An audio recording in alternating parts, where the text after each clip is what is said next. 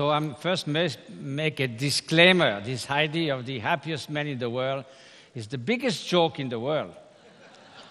You know, how can you know the degree of happiness of 7 billion human beings? Out of question. But yes, there is some insight that we can sort of seek about happiness. First of all, happiness is not just an endless succession of pleasant experiences. This sounds more like a recipe for exhaustion. You know, pleasure is very enjoyable. You take a cold shower in hot weather, a hot shower in cold weather, but imagine 24 hours under a cold shower. The most beautiful music, the best raga, but you have to listen to it for 24 hours non-stop. It's a nightmare. So happiness is not just a sensation, a pleasant feeling that's turned into neutral, sometimes to aversive, that depends on time and circumstances.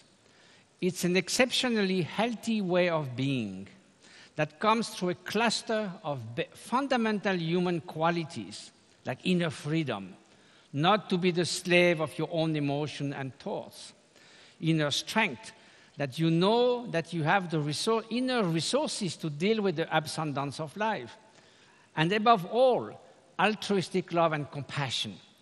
There's no such thing as a functional, selfish happiness. You know, me all day long, to shield yourself in the bubble of the ego. First, it feels very stuffy in that bubble, and then it makes you feel miserable. You only think, what could harm my ego? What could please my ego? And naturally, you will also make everyone miserable around you. On top of that, it's based on the idea that we will be separate entities that could build a happiness in their little corner, and you have nothing against others' happiness, but you think this is not my job because it's easier. Unfortunately, reality is not made of separate entities. We are deeply interconnected, deeply interdependent. So from a lose-lose situation, we can go to a win-win situation. First of all, altruistic love is the most supreme emotion, that one which opens your mind, that brings along many other positive effects. Of course, it will be perceived by others in a positive way because it is oriented to others' well-being.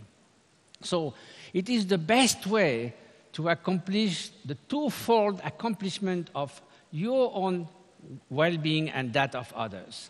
On top of that, because it is attuned to the reality which is interdependent. It is based on the recognition of interdependence of all phenomena and all sentient beings. Why is that so? Because I don't wake up in the morning thinking, may I suffer the whole day and if possible my whole life. We all long for some kind of well-being or for having less suffering.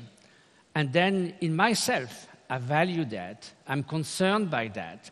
So it doesn't take rocket science to transport myself in someone else's mind and think even that person might be deluded and confused. Deep within, she doesn't want to suffer. So if we value that, have consideration for that, then we become considerate and caring for others. And that's, if you want a secret for happiness, that is it.